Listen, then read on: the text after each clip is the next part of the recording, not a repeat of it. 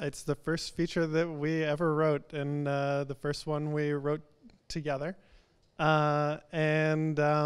wrote a movie called Chappaquiddick.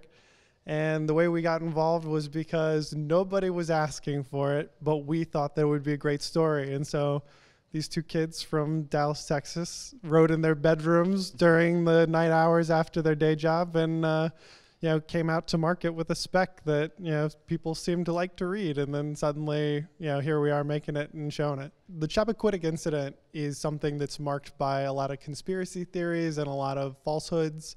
And so for us, part of the journey was making sure that we stuck to the facts and stayed as close to the truth as possible.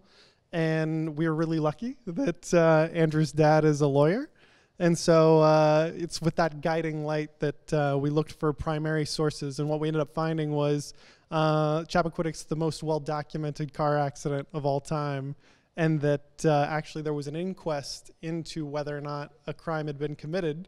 And so Ted Kennedy actually went under oath and said explicitly exactly what he said happened that night. Along with all the other people who you see in the movie, all the Boiler Room Girls, Joe Gargan, Paul Markham. We've been in touch with the Thekopecki family. Her parents died before we started this project, but actually her cousin is somebody that we've been in contact with, and we were recently able to show them the movie.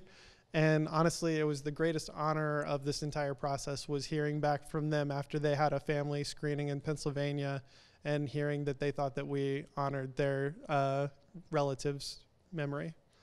So the disadvantage of social media is that you have a lot of the hot take culture and perhaps people coming with a judgment before all the facts are clear.